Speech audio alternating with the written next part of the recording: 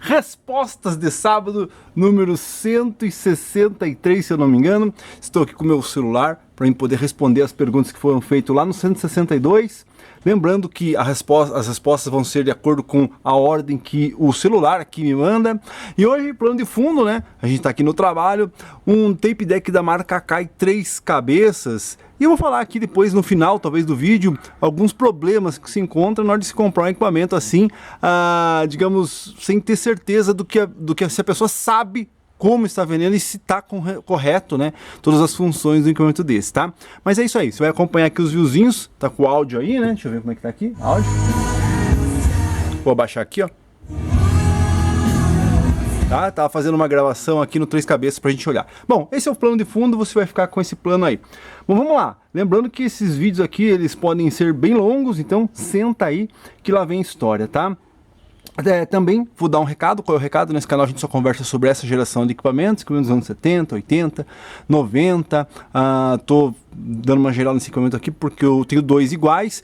O pessoal que é membro do canal vai assistir provavelmente eu dizendo por que eu vou passar para frente o melhor e não o pior, mas em breve você vai assistir isso aí também no canal aberto, ok? Então é isso aí, inscreva-se no canal, ative o sininho que você vai ser notificado quando eu lançar um vídeo novo, e se tem interesse, vire membro, que aí você vê lá os bastidores, algumas curiosidades, algumas dicas aí sobre essa geração de equipamentos. Não esquece de dar o like para ajudar. Também lembrando que o Resposta de Sábado funciona dessa maneira. As pessoas vêm aqui, fazem as perguntas, os seus comentários, e na semana que vem, né, se o criador desejar, eu estarei aqui para responder e comentar essas perguntas, essas respostas. Fica aí com os viewzinhos. E são coisas de equipamento. Ainda bem que isso aqui não está em série. Se fosse em série, estaria apagado os dois. A gente já sabe que ele está em paralelo aqui, as lâmpadas, uma lâmpada está apagada, né? Vamos lá. Bom, isso aí são coisas que vão acontecendo. Vamos às perguntas, então. Vamos ao que interessa, né? Primeiro, não existe... Bom, João Carlos, tá? Não existem só filmes de super-heróis. Para quem gosta de documentários, existem filmes biográficos e históricos muito bons. Recomendo. Na verdade, quando eu fiz o comentário lá na semana passada sobre filme de super-herói, é porque é o que tem na moda, é onde as pessoas investem o seu dinheiro, né? Investem milhões na produção e o filme de super-herói. Então, lá com certeza o áudio vai estar perfeito, o subwoofer vai tocar legal, o efeito Dolby Surround vai estar perfeito. Às vezes um filme de documentário, de história ou alguma coisa assim, ele não tem um áudio que você possa apreciar, digamos assim, você entendeu? Lá nos anos 2000, a gente pegava os filmes, às vezes nem assistia o filme, né? A gente pegava o filme porque o filme tinha um áudio legal, né? Eu lembro do Duna. Porra, então Duna se colocava lá, tinha um áudio que saía no surround, o efeito, o subwoofer, o central saía perfeito no central. Então, quando eu falei de filmes de super-herói no vídeo passado, é justamente isso, porque os de super-herói é que tem esse investimento no áudio, para você sentir aquela sensação de um áudio, né, passando pelas caixas, passando pelo subwoofer. Às vezes um filme de documentário, que eu no caso gosto de assistir, eu não gosto dos de super-herói, então nesses tipos de filme, às vezes eles não dão a atenção por falta de dinheiro, o pessoal não assiste, né? Se o pessoal assistisse documentário e não filme de besteira de super-herói, né? Então o pessoal talvez investisse na hora de fazer a gravação, na hora de ter o áudio, né, ser bem... como é que eu posso dizer, captado para poder fazer o efeito surround, porque se você tem um home theater com um monte de caixa e vai assistir um documentário em estéreo, em som estéreo, ou que não tem um efeito Dolby Surround, melhor assistir no meu PR2200, né? Então é assim que eu quis comentar lá, repetindo, né, os filmes de super-herói que tem esse investimento em áudio, e não vale a pena você assistir um filme de super-herói só para curtir o áudio, né? Vamos lá. João Carlos, olá César, muitas vezes as pessoas preferem um receiver multicanal, Dolby Atmos, Dolby Digital, DTS, porque além de ouvir músicas... tá comprido aqui, vamos lá. Além de ouvir músicas, ela assiste filme em casa, então não é que ela vai se desfazer do seu vintage, estéreo e tal, mas ela pode não ter equipamento nenhum e não possuir recursos para obter os dois, então ela escolhe o home. Quem já tem o seu vintage estéreo gosta de filmes e tem os recursos para investir num home de qualidade. Aí sim terá os dois. O semelhante acontece com aquelas aqueles microsystem, Aiva, JVC, Sony, etc. Quem trocou os vintage estéreo pelos microsystem fez besteira. Agora, se a pessoa manteve o seu vintage e adquiriu um microsystem desses, é uma boa opção para se colocar num quarto, num escritório, num ambiente mais aconchegante. Funciona muito bem. Para quem curte tudo isso, o ideal é ter, por exemplo, um home de qualidade numa sala e um microsystem num quarto e um vintage num outro cômodo, né? Que mais? Para audição especial, mas estou me referindo às pessoas normais. Porque da mesma forma que tem aquelas pessoas que compram aquelas caixas amplificadas modernas de plástico, cheias de luzes, também na outra ponta os vintageiros colecionam que possuem vários conjuntos e colocam todos eles no mesmo cômodo para uma apreciação. Cada um tem o seu mundo. Então assim, óbvio, na minha opinião, o ideal era você ter um som, um áudio para você escutar o seu som estéreo, quer dizer que o teu toca-discos, a tua fita, o teu CD, o teu Spotify, qualquer coisa que seja assim. Então o ideal era ter um som estéreo, duas caixas boas, de boas respostas, né? Aonde eu quero chegar é o seguinte: quando começaram a lançar os home theaters, né, eles esqueceram um pouco do áudio estéreo, tanto é que eliminaram a entrada fono. Então aí eles passaram a se preocupar mais com o áudio de filme. E aí essa transição, né, desses equipamentos, se você pegar os equipamentos de home dos anos 2000, eles eram fracos de som estéreo. Quando você colocava uma fita, ou um toca-discos, no caso, com um adaptador de fono, e clicava lá em estéreo, saía só nas duas caixinhas pequenas e você perdia aquela noção de qualidade de som. Então é óbvio que o ideal mesmo é você ter um som estéreo para escutar o teu disco, tua fita, um som. Por isso que quando as pessoas falam assim, receiver Prologic, para mim teria que ser um amplificador Prologic, porque não tem nem motivo para você escutar FM num som home theater, você entendeu? Então o ideal sim é ter essas peças, mas como você mesmo disse, a gente não vive nesse mundo, a gente pode ter 3 equipamentos, 4 equipamentos, né? E é um erro a pessoa trocar o som estéreo, então ela tem que dar foco aonde ela quer. Se você quer escutar, tem muita gente que vem reclamar, meu home, o meu toca-discos fica ruim no home. Você tem que botar foco, você quer assistir filme ou você quer escutar música, né? São essas duas coisas que eu falo, né? E vamos tentar ser mais compacto nas perguntas para a gente poder ler aqui elas completas. Vamos lá. De novo, João Carlos, vamos lá. Olá, eu não sou expert no assunto, mas eu sugiro a você usar um divisor de frequência também para o subwoofer. Dá para ter um divisor que libere a potência desejada para o seu grave. Com o divisor, o falante trabalha mais confortável e resulta em mais segurança para o seu amplificador. O problema é o seguinte, que o negócio do divisor de frequência que a gente comentou na semana passada é que as pessoas acabam utilizando um divisor que ela arrancou de uma caixa ou que é feito moderno, né, para se usar em 12 polegadas, 8 polegadas, 10 polegadas e que colocar num de 15 polegadas. Na minha opinião, não tem como. Então você vai ter que colocar... E outra, né? Não, eu comprei um divisor que aguenta 500 watts RMS, então eu vou pôr meu woofer de 500 watts RMS. O problema é que as pessoas mentem. Não adianta você falar assim, não, eu comprei um divisor de 500 watts RMS e é uma bobininha desse tamanho lá. Um indutorzinho pequeno com bitolinha fininha de fio. Mentem, você entendeu? Então esse é o meu problema. Então eu não acredito no que eles vendem e nem acredito no que eles fabricam hoje em dia, né? E tem vários exemplos aí para você olhar que não tem como acreditar. Então eu não vou arriscar colocar o meu PM5000, meu A1, né, meu H2 no meu alto-falante de 15 polegadas com um divisor lá que pode estar segurando o meu som. Eu não vou arriscar, eu prefiro curtir ele aberto ou então usar um crossover, né?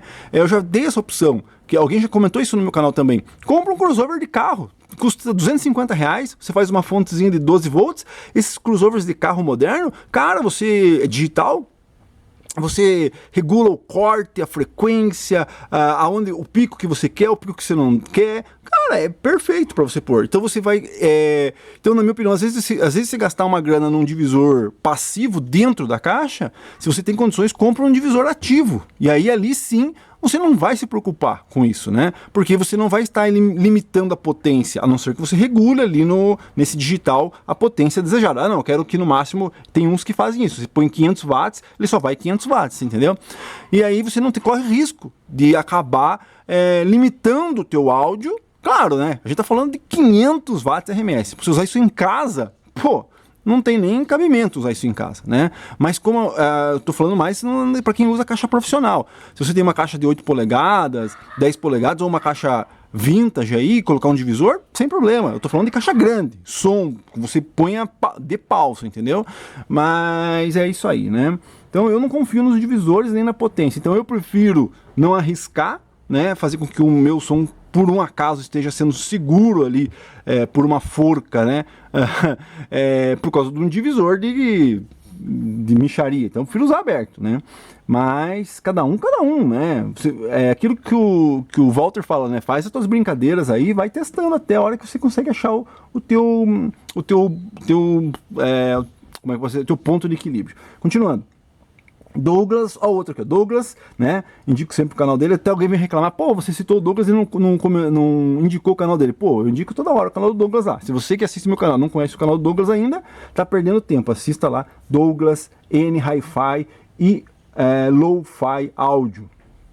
Assista lá. Tarde César, o sistema Super A tem que aquecer com ou sem caixas acústicas. Se não aquecer, não está nesse modo de operação. Não está nesse modo de operação. Continuando, cadê onde que eu perdi aqui? Vai ser longo aí. Eu fiz um vídeo tentando explicar com molas o funcionamento do Super A e a classe A e a classe AB lá. Acho que dá para entender porque o Super A aquece independentemente de ter caixas ou não ligadas. Então, é o vídeo que eu já assisti lá e estou indicando para vocês. Sobre o crossover passivo para woofer, a bobina tem que ter uma resistência ôhmica no máximo em 6% da impedância do woofer. Logo, um woofer de 8 ohms precisa de uma bobina de no máximo 0,48 ohms de resistência. Assim, as perdas da bobina são insignificantes. O que acontece é que muitos fabricantes, olha aí o que ele vai falar, fabricantes, para economizar, fazem bobinas com um fio muito fino, onde a resistência ôhmica que passa de 1 ohms. Então a bobina acaba absorvendo muita energia, aquecendo e até torrando, dependendo do uso. Então o crossover tem que ser bem feito, com um fio bem grosso para não passar de 6%. Abraço. Então você escutou o que ele acabou de dizer aí? Né? Então é mais ou menos aquilo que eu tinha te falado. Se a construção do teu crossover passivo não está correto, se você não está usando um produto de boa qualidade, e aí é o problema. Por quê? Porque para você ter um crossover passivo de boa qualidade, você vai ter que investir um dinheiro, certo? Ele acabou de dizer assim, tem que ser fio fino, de boa qualidade, ou grosso, né? Para poder fazer o indutor e tal. Então, quando você põe na balança, pô, eu vou comprar um divisor passivo, o pessoal vende aí por, sei lá, 150, 180 reais, né? Aí não, mas esses daí é para um de 8, né? Para não perder muita potência. Beleza, eu quero um para 15. Aí você vai falar assim, pô, os caras vão te vender um bom, de boa qualidade, por 500, 600 reais. Daí o cara vai pensar, pô, 500, 600 reais eu compro um ativo. Então esse é o problema. Aí você tem que pôr na balança, né? O que vale a pena, o ativo ou o passivo? Por isso que eu digo, eu prefiro, já que eu não tenho para investir num crossover decente para woofers de 15 polegadas com potências de 500 watts para cima, eu prefiro não utilizar. Consegue entender qual é a minha lógica? Se eu vou usar numa caixa pequena, aqui na minha caixa de 12, eu poderia colocar aqui no meus Novik de 12, que provavelmente eu consigo encontrar um divisor passivo com preço acessível. Mas eu ainda não encontrei, você entendeu? Então quando eu vou colocar no meu de 15, eu não vou colocar um... Esse é o problema. As pessoas falam assim, não, eu vou comprar esse daqui de 150 reais no Mercado Livre, que o cara disse que aguenta 1.200.000 watts. Põe lá, tá perdendo potência. Ou tá com algum problema na impedância, pode aquecer, pode torrar a bobina, pode fazer um monte de coisa, entendeu? Então eu prefiro evitar isso. Como? Utilizando o woofer full, né? Ou utilizando o crossover ativo, que aí, para mim, na minha opinião, seria o ideal, né? Então é isso aí, Douglas, valeu, né? Eu assisti o vídeo das molas, e sobre o Super A, né? A questão do Super A, pelo que mais ou menos que eu entendo, é o seguinte, que ele está pronto para ser utilizado, né? Ele é mais rápido, porque quando você utiliza um sistema AB, quando você está ali com o volume, você vai dar um volume, né? Até ele aquecer para poder tal, então ele tem uma perca de tempo, né? Um time, né? Que você usa lá, não lembro o termo correto. Então é mais ou menos isso, né? Então o Super A ele está pronto para ser utilizado a partir do momento que você liga ele, e ele está pronto para você dar o volume, e ele vai te garantir, né, que não tem essa perca, esse atraso na potência. Pelo que eu entendi, essa é a minha teoria, tá? Se estiver errado, comenta aí. Então, mas a questão não é essa. Tudo bem, todo mundo sabe que um sistema A/B ele leva um tempo para aquecer. O sistema A ele já sai aquecido, já vem, né, bem aquecido para poder utilizar. O circuito já está ali alimentado corretamente. Mas a questão, aquilo que você comentou aqui, que o Super A ele está quente, mesmo com caixas e sem caixas.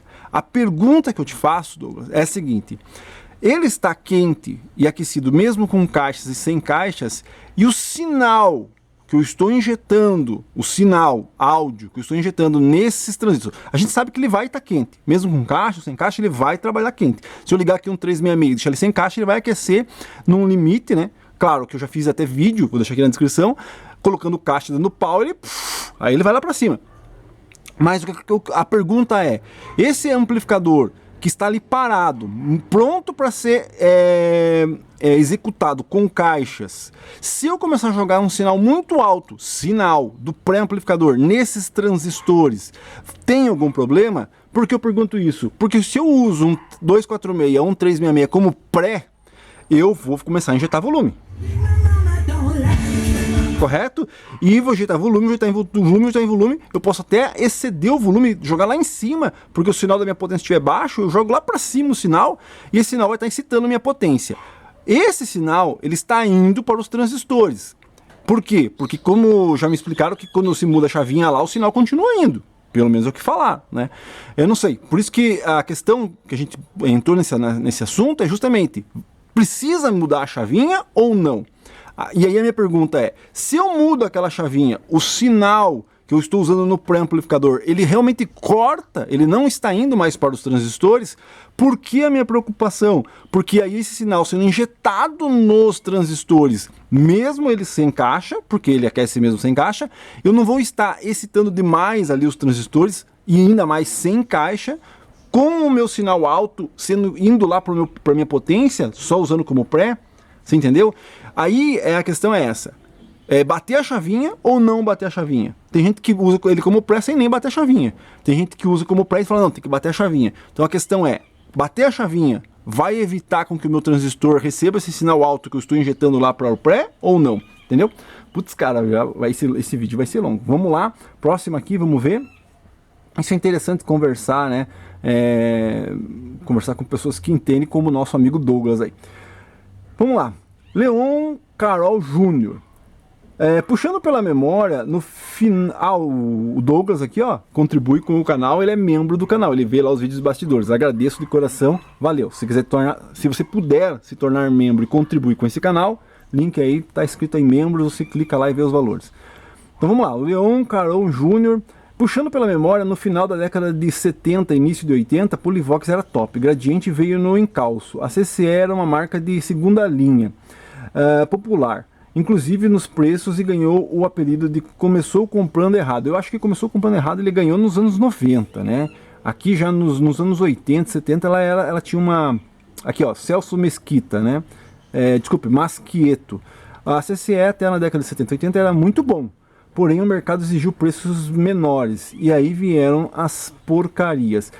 Mas a questão é a seguinte: quando a CCE era boa, né, ela tinha uma parceria com Kenwood, né, e aí trazia os equipamentos da Kenwood. O problema é o seguinte, que os equipamentos da Kenwood, na época, na minha opinião, anos 70, 80, eles eram compatíveis com o JVC, ou com equipamentos que eram feitos aqui, né? Então eles eram legais, compatíveis. O problema, na minha opinião, é que os Kenwood envelheceram, né, antes, e envelheceram pior do que os JVC, do que os Gradientes, do que os... Aonde eu quero chegar?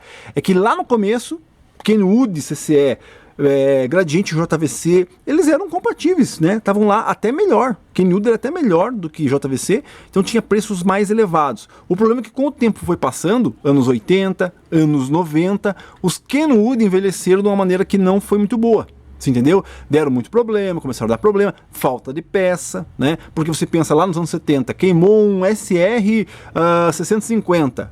Preciso do não sei o que, bobina, não sei o que, você encontrava. Já nos anos 90 você já não achava mais. Isso acontecia menos com os JVC ou com os nacionais, com os Quasar, porque era tudo um sistema simples, né? Os receivers Polivox, os receivers Gradiente, você encontrava peça nos anos 90 tranquilamente, até os anos 2000 você poderia encontrar peças que hoje o pessoal pede uma fortuna num componente, nos anos 2000 você encontrava lá por R$3. Né? Eu tô me batendo aqui com um integrado de um 1450 que você achava por R$3 nos anos 2000, hoje custa 100. Então, já os Kenwood, que era a base do CCE, eles já envelheceram, né? É aquele detalhe que eu sempre falei, aquele pulo da tecnologia. Quando você usa um componente específico para um aparelho, né? Usa um componente específico para esse equipamento aqui, você torna ele meio que complicado. Por quê? Porque o tempo passa, esse componente não é mais fabricado, esse equipamento se perdeu. Agora, quando você pega um equipamento desse daqui, que usa componente comum, que JVC usa, que Pioneer, que qualquer um usa, aí você tem um equipamento com uma durabilidade maior, entendeu? Coisas que infelizmente a Kenwood não teve. Então, conforme foi envelhecendo os equipamentos da CCE, eles foram dando problema, não achando peça, sendo complicados de conserto, e aí a fama da CCE foi se montando, digamos assim, né? Continuando aqui, vamos lá. F. Suzano 78. Olá, César. Existe um livro de 1982 chamado Alto-Falantes e Caixas Acústicas. Tem um desenho verde na capa. Esse foi usado... Puxa, é muito longo as mensagens aqui, a gente vai até amanhã. Esse foi usado por vários técnicos na indústria de alto-falantes e componentes. Respondendo sua pergunta, os divisores de frequências bem projetados, como os das caixas top, linha gradiente, não consomem a potência do amplificador, e sim direciona a potência para cada componente. É indispensável, por exemplo, no sistema Super A, que não pode nem ver baixa impedância, exatamente, em sua saída, caixa com divisores de caixas com divisor dá uma sensação que abafa o som do woofer. Mas isso porque o som está sendo direcionado aos médios e tweeter. Por isso que os projetos precisam ser bem calculados, ok? Abraço, parabéns pelo resposta sobe. Valeu, muito obrigado. Essa discussão é bem longa, né? Você entrou num outro ponto aqui. É por isso que, uma das coisas que ele falou aqui, é por isso que quando você tem um 246, daí você fala assim, não, tem um 246 ligado numa Master 100. É uma bosta, uma porcaria. Aí o cara liga um 246 numa, sei lá, numa Master 220, né? Depois o som é bem melhor. Às vezes não é a caixa, às vezes não é um amplificador. Por isso que quando as pessoas vêm aqui e falam assim, isso aí é uma porcaria, isso aí é uma bosta. Cara, o cara só escutou aquele amplificador com aquela caixa. Como que você vai dizer pra gente que aquele amplificador ou aquela caixa é uma porcaria? Você entendeu? Ele acabou de dizer aqui, ó, às vezes pode ser ter projetos, né, da própria Gradiente que limitavam o som, tanto de 246, de 366. Então, quando você adquire um equipamento, quando as pessoas vêm e falam assim, que caixa se usava no 246? O ideal mesmo era usar as caixas que eram usadas para o 246, né?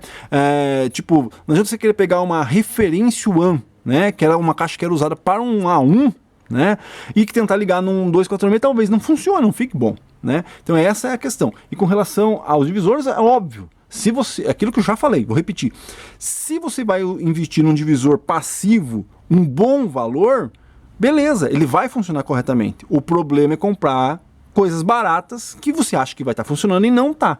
E aí quando você descobre que isso não dá certo, que você tem que comprar um divisor de custo maior, aí você põe na balança. Pô, então eu prefiro comprar um outro equipamento do que comprar um divisor. Então é complicado. Vamos lá.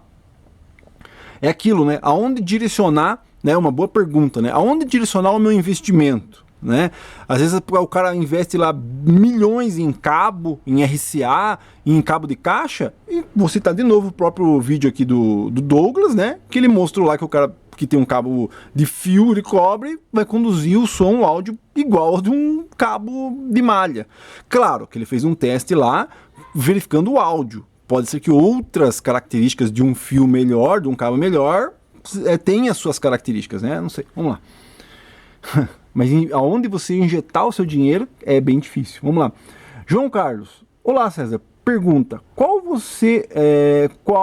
pré você achou que resultou num som mais gostoso de ouvir? O Nashville NP1900, o Exotec P2 ou o Cygnus CP 1800X? Incluindo outros prés que você já testou, qual deles você achou que forneceu um melhor som? Cara, vou ter que dar um tempo aqui, já que eu vou ter que emendar o vídeo. Então voltamos aqui com a pergunta do pré, né? Do pré-amplificador. E aí, é uma coisa assim, eu não posso dizer qual é o pré melhor, né? Por quê? Porque aí você vai falar assim pra mim: poxa, então tá. O César falou que o Cygnus é o pré melhor, né? Mas aí eu testei aonde? Eu testei no meu PM5000. Eu testei na minha H2, certo? Aí você fala assim: não, mas o Cygnus é melhor, então mas eu vou comprar o Cygnus. Aí compra o Cygnus, mas você vai usar onde? Numa potência Watson. Numa potência, sei lá, uma potência moderna. E aí não casa, você entendeu? Então eu não posso te dizer para você qual é o melhor. O que eu posso te dizer é o seguinte: que qual mais eu sinto que casou com o amplificador lá, que é o PM5000 que eu utilizei. Você entendeu? Então qual deles casou melhor? Na minha opinião, se eu fosse escolher todos eles, eu escolheria o Nashville. Pra ter assim, não, escolha um e tem um power, eu escolheria o Nashville. Por mais a questão minha. Mas aí existem outros fatores também, né? Tipo, o som que eu gosto de escutar, né? Ó, já parou um lado. Aqui, ó, vou rodar.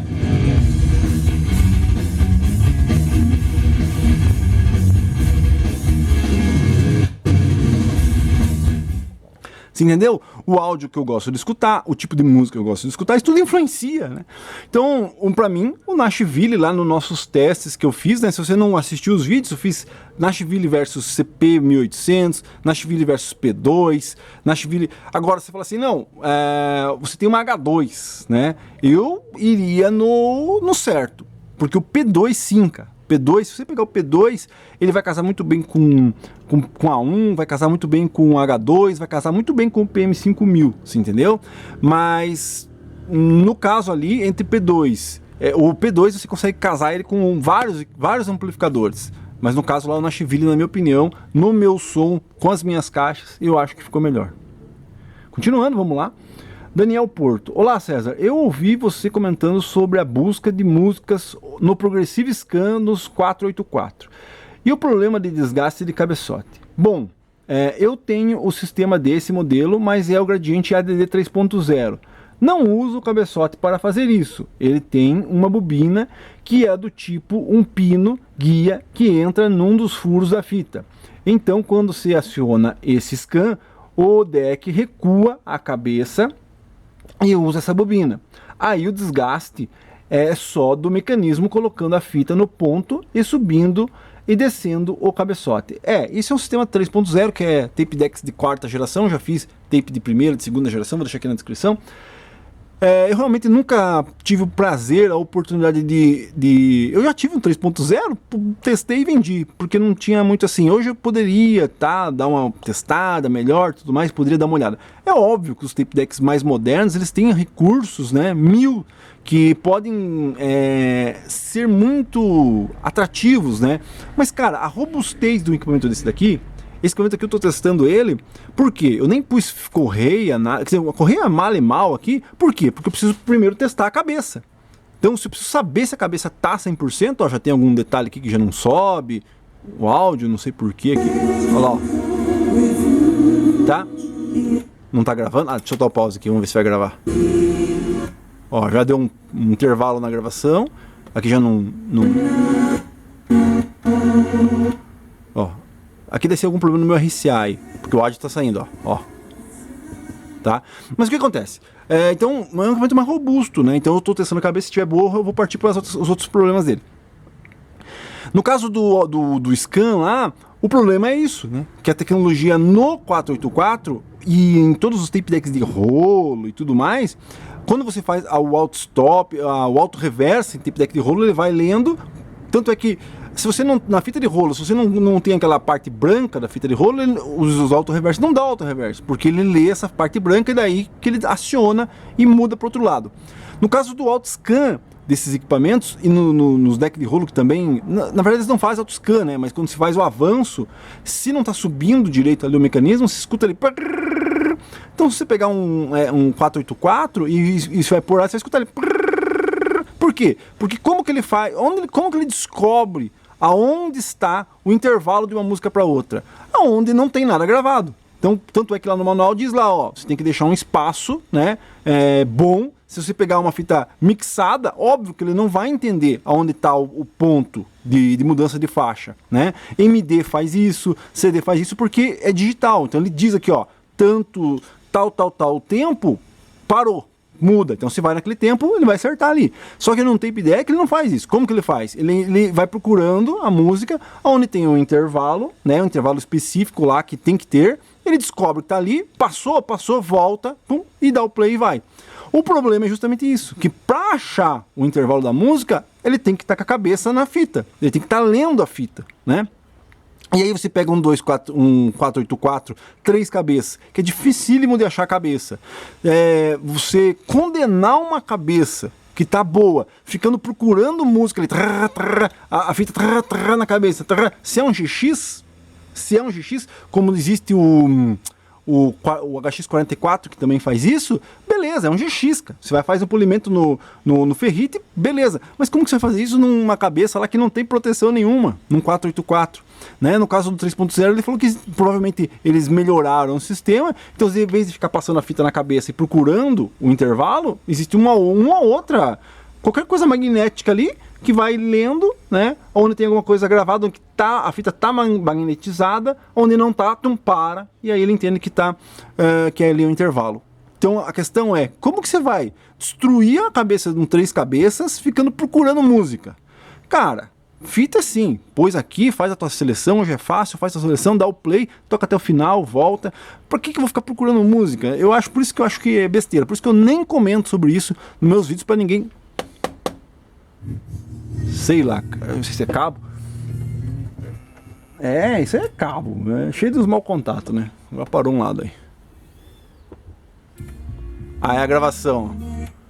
Só tá saindo gravação aqui. São coisas que a gente tem que fazer. Bom, então, você entendeu? Então por isso que eu comentei lá sobre o 484, né? Não usaria nunca o auto-scan do 484. João Carlos, olá, César pergunta, sendo você uma pessoa exigente em termos de equipamentos de áudio, quais os tipos de música que você gosta de escutar nos seus sistemas? Existem vários tipos, né? Exemplo, eu escuto música, que são as músicas que eu gosto, né? E aí elas não têm, às vezes, ela não tem aquele grave gostoso, né? Você não... Como é que eu posso dizer?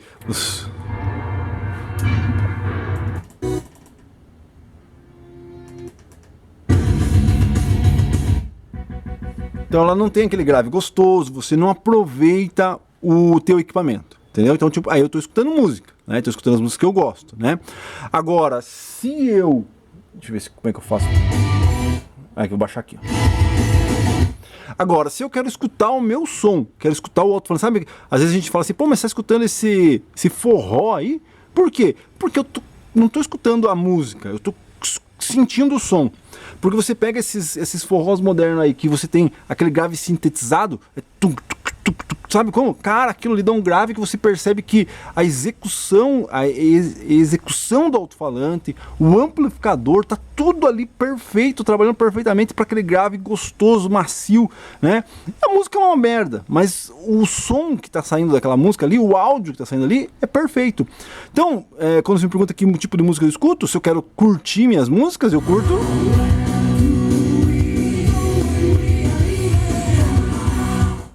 Tá? Então quando eu quero escutar minhas músicas, eu gosto de Eurodance dos anos 90, eu gosto de Eurodisco, eu gosto de rock baladinha, eu sou bem eclético, né? Eu só não gosto de pagode choradeira e nem de sertanejo moderno. Então eu prefiro ir lá pro forró, não é forró, né? Aquele brega meio que nordestino, esses cachorros, meio que brega nordestino, por quê? Porque o áudio é bom. Não porque a música, porque o som, o grave é gostoso, o agudo sai bem gostoso. Então existem dois tipos de curtir. Quero curtir música, tô curtindo isso aqui, curtindo Eurodance, curtindo essas coisas. Ou quero curtir o som, quero escutar o som, quero sentir o grave, eu vou ter que escutar essas músicas que tem um som digital mais interessante. Vamos lá, continuando. Se eu pular alguma aí, me avise, porque eu tô dando um coraçãozinho aqui. Álvaro Castanho. Bom dia, César. Vou fazer essa pergunta porque sei que você é bastante sincero nos seus argumentos. Amigo, gostaria de saber se, na época em que a maioria das pessoas trocaram LPs por CDs e, consequentemente, seus equipamentos de som, você também entrou na onda e seguiu essa tendência.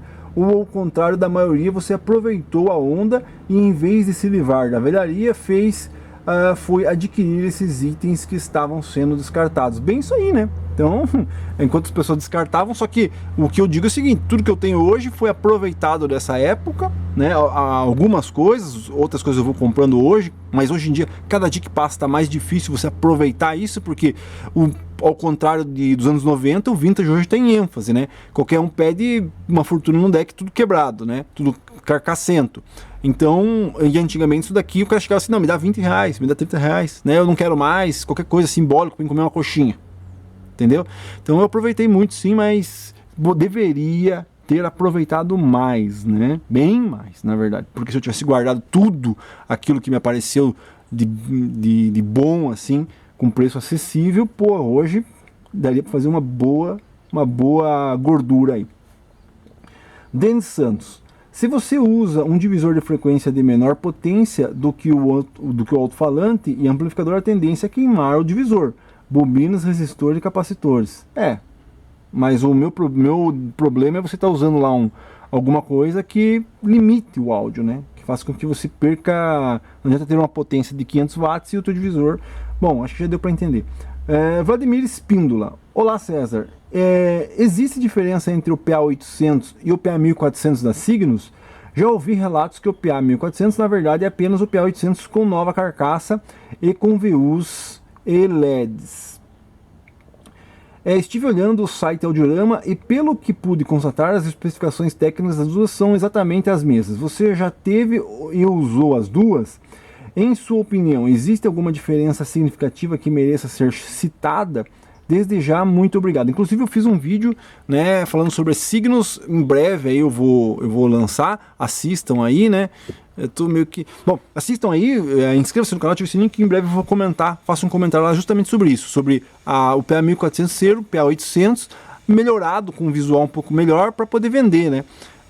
E é justamente falando sobre a linha 1800, que se usava a linha 800 e depois, com o tempo, eles trocaram o PA800 pelo 1400. O 1400 eu nunca utilizei assim com ênfase, né? Já o 800 tocava festa, tocava vários lugares e tal, e nunca tive problema com o 800, né? Já o 1400 é a mesma coisa, com certeza, tem algumas diferencinhas lá, mas eu nunca usei ele assim exaustivamente, digamos assim. Vilcenir Alves. Tem um crossover da Sony, se eu não estou enganado, da linha 900, esse crossover é bom. Puxa, não conheço. Sony, né? Sony não é assim... muito de fazer crossover para vender separado, né? Mas Alex Souto da Silva, boa tarde, César. Tudo bem entre esses dois pré-amplificadores da Gradiente? Peraí, como é que é? Tudo bem? Entre esses dois pré-amplificadores da Gradiente, P1 ou Polivox M5000, qual dos dois você indica de melhor qualidade de som? Cara, é difícil, difícil de falar, né? Se você tem um A1, vai no P1. Se você tem um PM5000, vai no CM5000. Agora, não, eu quero usar numa potência moderna, tal. Cara, ambos têm suas vantagens, desvantagens. Eu prefiro o CM5000, tá? Vamos lá. Miguel Antônio Navas. Boa tarde, César. Tenho um receiver 343. No manual que tenho, diz que as pilhas é para segurar as FMs da memória, quando falta energia. Mas o meu, quando desligo todas... FM estão fora da memória. Quando ligo, isso procede? Não entendi muito bem. Vamos lá. FM da memória quando falta energia. Mas o meu, quando desligo, todas as FMs estão fora da memória. Quando ligo, Isso procede? Cara, é assim, você pôs as baterias lá, as pilhas, então não é algum outro problema, né? Porque aquilo ali é justamente para quando você põe as pilhas lá, você desliga o equipamento, tira da tomada e ele mantém as memórias por um tempo. Se não está guardando as memórias por algum tempo, então tem alguma coisa errada. Verifica, vê se... Normalmente o que acontecia era que as pessoas deixavam as pilhas lá, elas explodiam ali e oxidavam os terminais. Às vezes você está pondo a pilha lá, mas ela não está surgindo efeito. Por quê? Porque o terminal está oxidado e não está passando corrente, entendeu? Então se você tem um pouco mais de noção de eletrônica, vai lá depois daquela caixinha de fita e mede e vê se está vindo energia ali, né? Se ele realmente está mandando energia para guardar a minha memória. Miguel Antônio Navas. Já li essa, deixa eu clicar aqui. Vamos lá. Marcos Gentil. César, tem um receiver Polivox PR4150. A FM parou de uma vez e ficou mudo. Quando jogo na chave FM, dá um estouro na caixa. O som, o que poderia ser? CI? Cara, é muita coisa. Não posso opinar para você o que pode ser. Não, sinceramente, pode ser muita coisa. Tem um pequeno resistor que cortou o áudio, né? Um pequeno capacitor que explodiu e cortou o áudio. Realmente o ideal seria mandar para um técnico mesmo dar uma olhada. Infelizmente não posso te ajudar remotamente. Victor Teixeira, tenho contra-argumento não. É porque eu realmente odeio equipamentos que não sejam original. Já falei com o cara que não quero essa linha dele. Putz, não entendi muito bem, mas tá aí, li sua mensagem. Denis Santos, todo loadings perde o efeito quando o volume começa a passar da metade do volume. Tem uns que mais, outros que menos, né? Depende do atenuador de volume lá que está ligado ao loadings.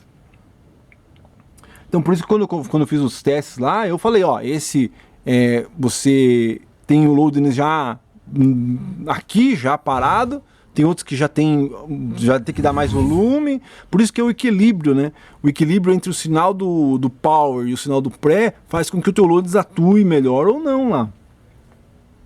Por isso que às vezes fala assim, meu loadings está com defeito, né? Mas o que ele está fazendo? Ele está usando o sinal do amplificador bem baixo e o do pré lá no pau.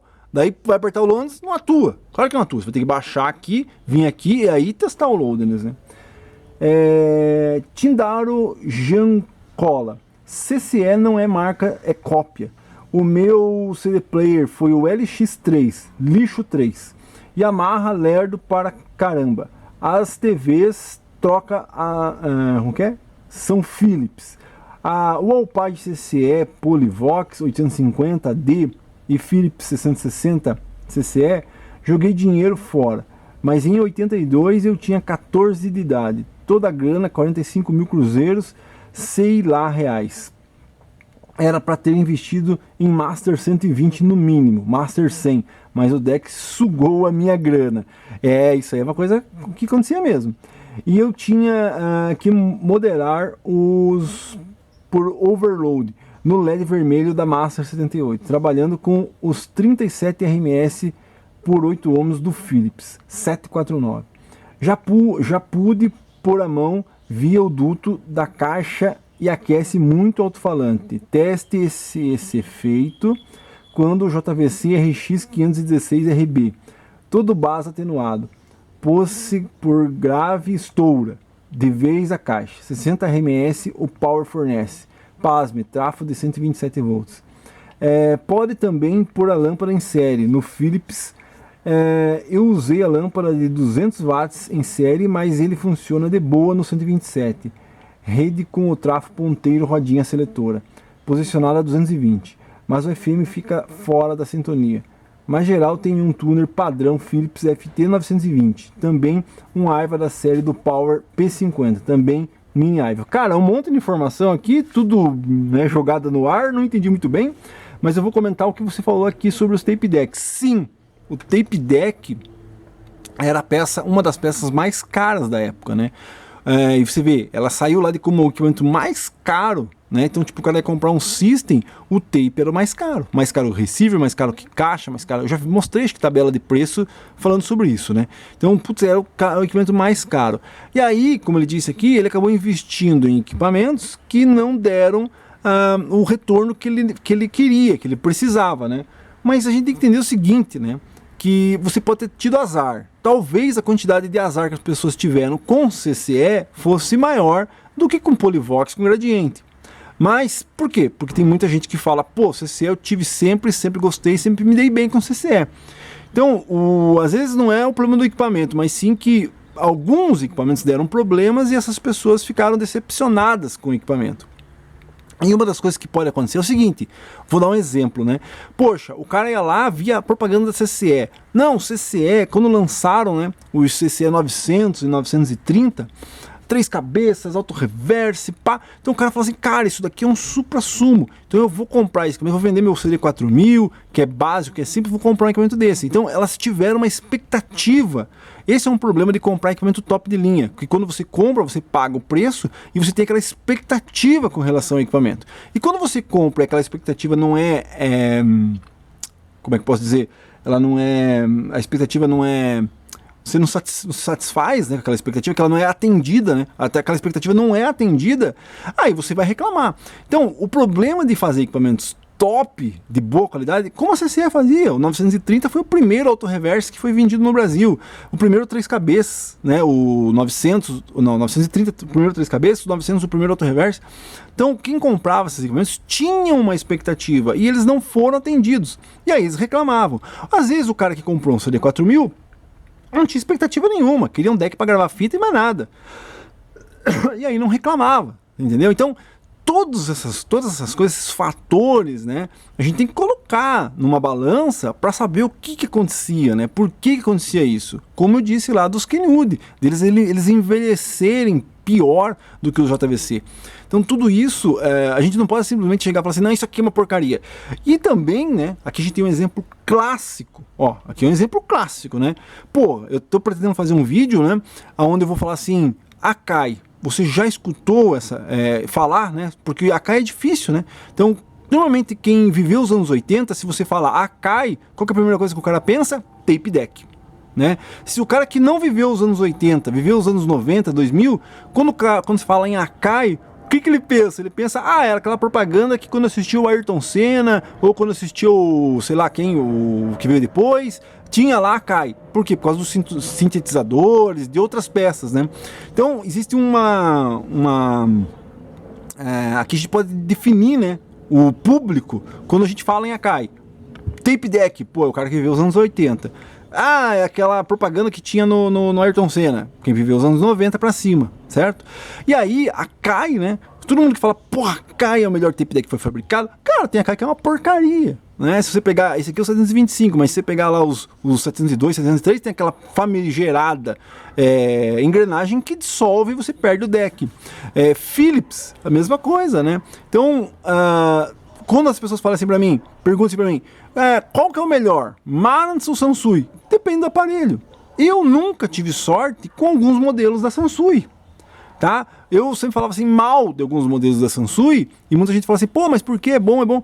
Eu parei de falar mal de alguns modelos da Sansui porque pode ser que a minha experiência com esses modelos da Sansui não tenham sido boas, você entendeu? Já com a maioria dos Marantz foram boas, mas pode ter pessoas que tiveram uma experiência com equipamentos da Marantz porque justamente aquele fator que eu falei, entendeu? Tinha uma expectativa com relação ao equipamento, né? Então, se você pega um equipamento que era vendido popularmente, o cara que chegava numa loja e era uma velhinha, já sempre falo isso, né? Era uma velhinha, uma professora lá, que simplesmente queria um som. Eu quero esse equipamento de som. Eu falo isso sobre o 246, né? O vendedor errava em vender 246 para essa pessoa. O 246 tem que ser vendido para aquela pessoa que entendia, que queria um amplificador classe A, que esquentava os transistores mais rápido, que tinha aquela tecnologia. Para uma senhorinha que queria um som, não tinha que vender esses equipamentos. Quando você vende um equipamento para uma senhorinha que não tem expectativa nenhuma pelo som, quer simplesmente pôr um som na sala e escutar, você não vai ter reclamação, você não vai escutar reclamação. Agora, quando você se mete em fazer um equipamento top, dizendo que ele tem características que vai atrair um público específico, né? Que é no caso aí dos tape decks da CCE, que vai trazer que eles são melhores que os Polivox, porque tem uma tecnologia melhor e tal, e não sei o que, o que vai acontecer? Se você compra o equipamento daquele e não tem aquela expectativa, como eu já falei, né? Atendida, você vai falar mal. Consegue entender? Então, às vezes a CCE os pessoal falam mal da CCE porque eles compravam o CCE pagando caro, porque tinha uma propaganda e tinha aquela expectativa sobre o equipamento que não era atendida. Já um Gradiente, o cara comprava por na sala, queimou, compra outro, entendeu? Não tinha aquela tendência de chegar e falar mal do equipamento, você entendeu? Então é isso aí, respostas de sábado número 63, ficou longo pra burro, mas quem gosta tá aí. Deixe sua pergunta, seu comentário para a semana que vem. Se eu esqueci algum aqui, você refaça que eu faço novamente, que eu respondo e comento novamente, e mantenham vivo aí o Respostas de Sábado, fazendo sua perguntinha. Só vou pedir pro pessoal ser mais simplificado, né, para mim não perder muito tempo lendo, que às vezes fica meio chato isso de ficar lendo a pergunta, né? Ainda mais que nossa leitura, ou às vezes a pessoa que escreve assim tem alguns probleminhas, então a minha leitura também, então peço para ser mais curto. Mas é isso aí, deixa aí, inscreva-se no canal, ative o sininho, não esqueça de dar o like para ajudar, e aqui a luta continua aqui no nosso Akai. Espero que não dê direitos autorais aí, senão eu vou ter que cortar, né?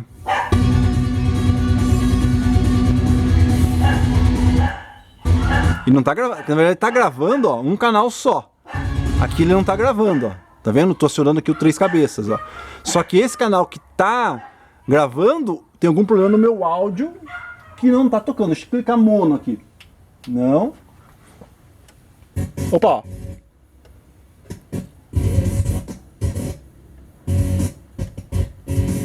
Ó.